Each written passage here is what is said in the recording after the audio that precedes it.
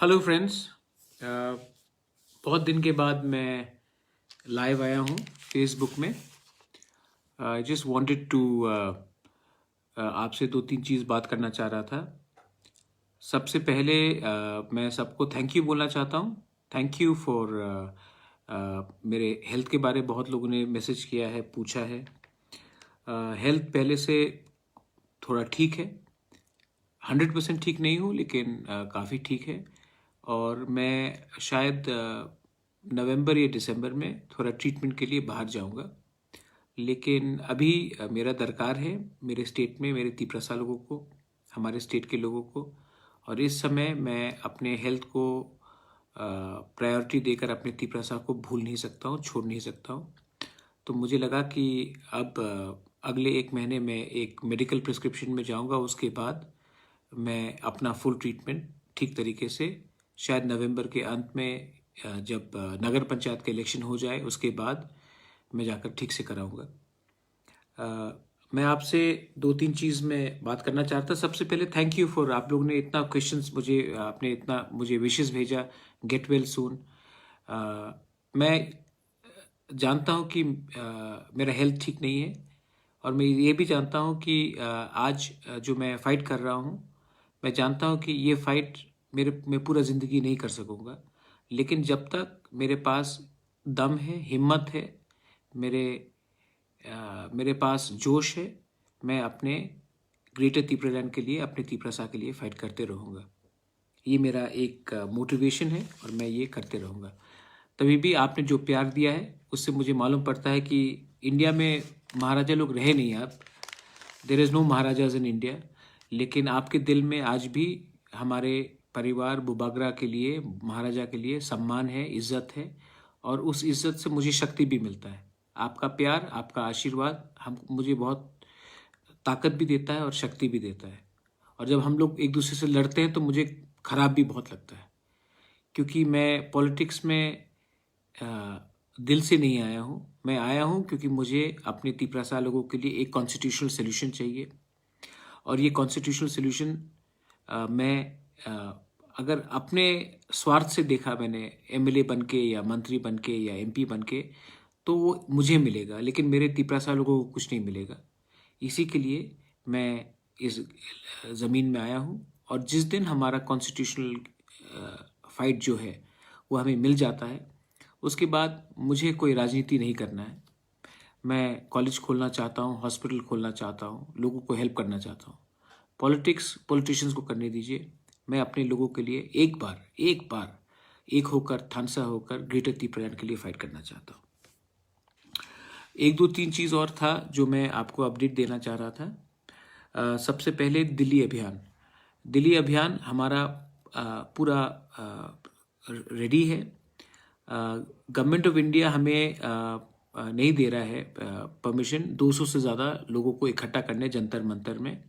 इसी के लिए हमने ये दिल्ली अभियान को फर्स्ट वीक ऑफ नवंबर के बाद हमने रेडी रखा है। ट्रेन भी पूरा बुक हो गया है। हम लोग 1200 लोग दिल्ली जा रहे हैं नवंबर को, फर्स्ट वीक के बाद। कल या परसों मंडे को प्रेस कॉन्फ्रेंस करके हम अनाउंस कर देंगे कौन से डेट में हम लोग दिल्ली अभियान जा रहे हैं। दिल्ली अभियान में हमारा मकसद क्या है?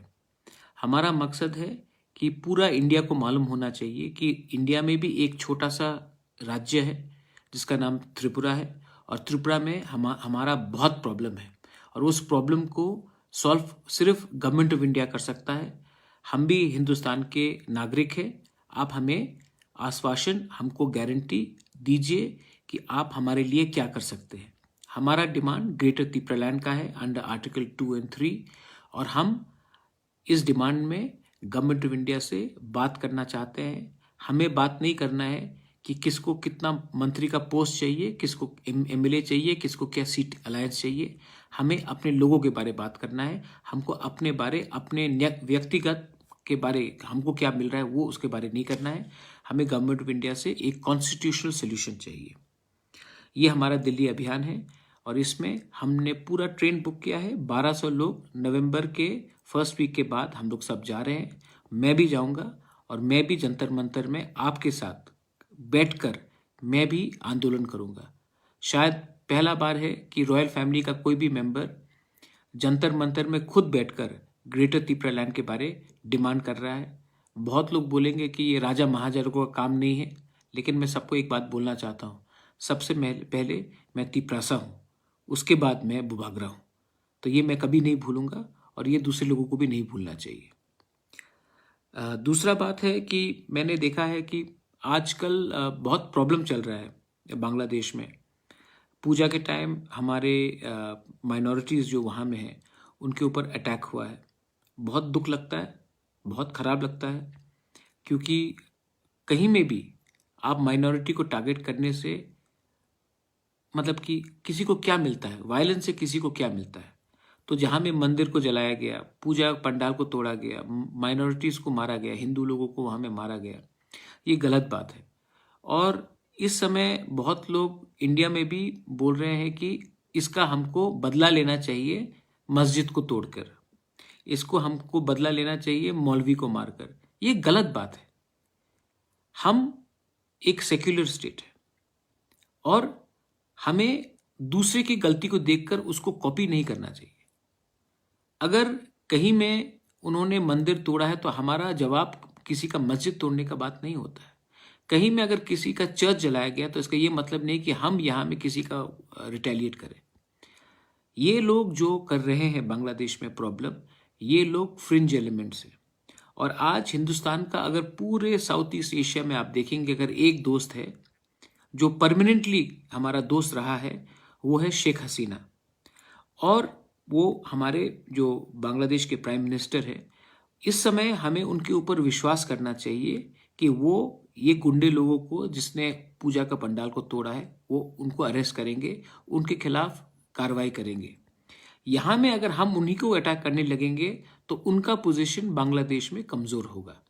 बहुत लोगों को समझना चाहिए कि ये जो हो रहा है बांग्लादेश में, ये पूरा प्लानिंग के साथ हो रहा है, एक कॉन्स्पिरेसी है। और इस समय हिंदुस्तान का अगर एक दोस्त है तो वो शेख हसीना है और उनको ऊपर हमें पूरा विश्वास करना चाहिए। और मेरा पूरा विश्वास है कि वो हमारे माइनॉरिटीज़ को प्रोटेक्ट भी करेंगे और जो गुंडे लोग ने, जो कम्युनल लोगों ने ये जो किया है उसके खिलाफ भी एक्शन लेंगे। लेकिन त्रिपुरा में भी बहुत लोग हैं जो रिटेलिएट कर कर मस्जिद को या चर्च को या कहीं में भी लोगों को धमका रहे हैं। मैं उनको वार्निंग देना चाहता हूँ, अगर उन्होंने गलती किया है तो इसका ये मतलब नहीं कि आप भी गलती करें। इमोशन सबका रहता है, लेकिन इमोशन का ये मतलब नहीं है कि अगर किसी ने किसी के घर में हमला किया या किसी के बीवी को अटैक किया या किसी को बहन को मारा या भाई को मारा तो हम भी ऐसी कर कर उनके जैसे बन जाए। तो मैं बोलना चाहता हूँ कि ऐसे जो वायलेंस हो रहा है त्रिपुरा में, जहाँ में हम अपने ही माइनॉरिटी को अटैक कर रहे हैं, हम में और दूसरे देश में क्या फ़र्क रहेगा अगर हम अपने देश में अपने माइनॉरिटीज़ को प्रोटेक्ट नहीं कर सके। त्रिपुरा का एक अलग कल्चर रहा है।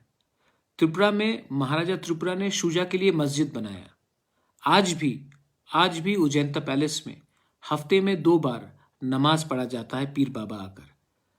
त्रिपुरा का रॉयल फैमिली ने कभी धर्म के नाम में किसी को डिस्क्रिमिनेट नहीं किया है। मैं अपील करना चाहता हूँ कि आज के दिन हमें भाई बनकर, दोस्त बनकर रहना चाहिए और धर्म के नाम में किसी के संग आपको फाइट करने से कुछ नहीं मिलेगा। मुझे चिंता है कि बांग्लादेश में जो हो रहा है वो हमारे पूरे क्षेत्र के लिए खराब है। अगर शेख हसीना कमज़ोर हुई और बांग्लादेश में कम्युनल एलिमेंट्स आ गए तो आज के दिन 1,70,00,000 हिंदू माइनॉरिटीज़ हैं बांग्लादेश में। और अगर बांग्लादेश में शेख हसीना नहीं रही तो बांग्लादेश में सिचुएशन ख़राब हो सकता है। और अगर ये सिचुएशन वहाँ में ख़राब हुआ तो आप सब जानते हैं कि अफ़गानिस्तान में सिर्फ 20 दिन के अंदर तालिबान आ गया था। और अगर बांग्लादेश में शेख हसीना को हमने ताकत नहीं दिया, उनको हमने सपोर्ट नहीं किया, तो बांग्लादेश में अगर कोई एंटी या फिर कम्युनल एलिमेंट्स आ जाएंगे तो जो हमारे माइनॉरिटीज़ है वो कहाँ जाएंगे? पश्चिम बंगाल में आएंगे या फिर नॉर्थ ईस्ट में आएंगे। और अगर नॉर्थ ईस्ट में आया तो प्रॉब्लम सबको होगा। हमारा यहाँ में संख्या कम है, हमारा यहाँ में पहले से टेंशन है, और इसके बाद अगर बांग्लादेश में सिचुएशन ख़राब हुआ और हम लोग सब बहुत लोग यहाँ में आने लगे तो टेंशन हमारे घर के अंदर भी हो सकता है। इसके लिए आप सबको मैं बोलना चाहता हूँ कि आप कुछ चीज़ डिमांड करने से पहले सोचो। ये सिर्फ इंडिया के लिए नहीं, पूरे रीजन के लिए है। मैं आपको लास्ट में एक बात बोलना चाहता हूँ। हमारा इलेक्शंस होने वाला है नगर पालिका का। तिपरा मोथा ने अपना कमेटी का मीटिंग रखा है और अगले आने 1-2 दिन में हम लोग उसमें भी विचार करेंगे। मेरा मानना है कि जब तक आंचलिक पार्टी, क्योंकि सब लोग बोलते हैं कि आप लोग तो रीजनल पार्टी हो, आप लोग तो जनजाति के पार्टी हो, आप तो बनवासी के पार्टी हो। बनवासी का मतलब क्या है? जो जंगल में रहता है।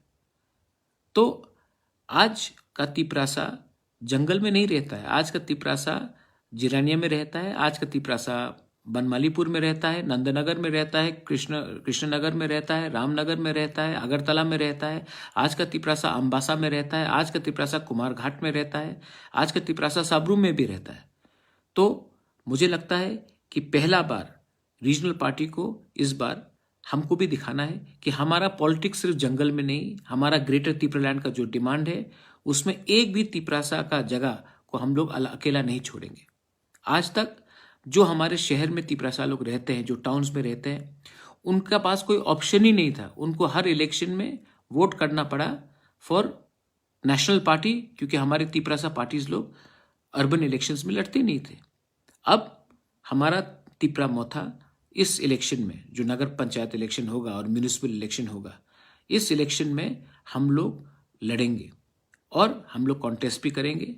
हम किसी के खिलाफ नहीं है, हम भी डेवलपमेंट चाहते हैं, हम करप्शन के अगेंस्ट हैं और हम चाहते हैं कि हम भी पूरे स्टेट को दिखाएं कि हम लोग भी शासन करना चाहते हैं। तो इस बार मैं एक भी तिपरासा का वोट को दूसरे पार्टी में जाने नहीं दूंगा। ये तिपरा मोथा आपका पार्टी है।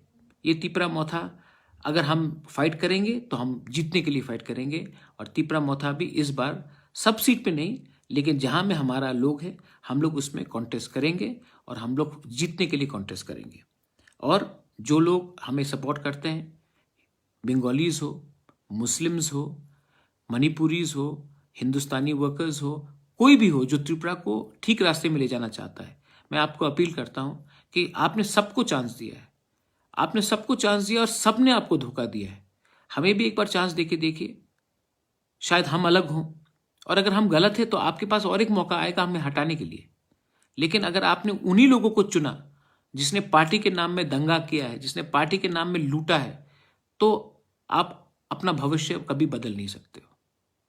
ये मेरा मैसेज है। I just wanted to tell you one thing, that we Tiprasa people, the people of Tripura, whether it is Muslims, whether it is Christians, whether it is Hindus, whether it is Buddhists, we believe in a secular state. And I am appealing to all, do not allow fringe elements, communal elements, to do what the communal people are doing in Bangladesh. Do not repeat it in my state of Tripura. And please be very careful. If Bangladesh becomes unstable, there is 1,70,00,000 Bangladeshi minorities right now in that country. And if Sheikh Hasina is weakened because of us protesting against her, then all these people who are minorities tomorrow, if Sheikh Hasina is not there, remember what has happened in Afghanistan. Even in 20 days, Taliban took over. If Sheikh Hasina is weakened, what may happen in Bangladesh will directly affect the Northeast and Bengal, because lakhs and lakhs of people then, if they are insecure, will cross over to India, and our population is small and we will get in further problems and further complication. That's why I'm saying the time for us, for Thansa, for unity is very important. Believe me, we are fighting not for ourselves. Pradyot Manikya अपने लिए fight अब नहीं कर रहा है। मेरा health भी नहीं है, मैं जानता नहीं हूं मैं कितना साल जिंदा रहूं, लेकिन मैं एक बार अपने तिपरासा लोगों को कुछ गवर्नमेंट ऑफ इंडिया से दिलवाना चाहता हूं, और वो मेरे लिए नहीं, हमारे लोगों के लिए है। मैं सबको प्यार करता हूं। I love all of you all. आपने मुझे इतना प्यार दिया है, सम्मान दिया है। मेरा हेल्थ पहले से काफ़ी अच्छा है और मैं आपको बोलना चाहता हूं, दिल्ली तो हम लोग जाएंगे, अभियान तो करेंगे, और उसके बाद हम लोग, भगवान करे, बाबा गरिया करे, सुब्राय करे, खुदा न खास्ता करे, हम लोग आने वाले दिन में जीतेंगे भी। 2023 में हमारा लास्ट फाइट होगा और ये लास्ट फाइट में ये मेरा फाइट नहीं होगा, ये हम सबका फाइट होगा। बेलाइनो हम बाय, धन्यवाद, थैंक यू और कहाम।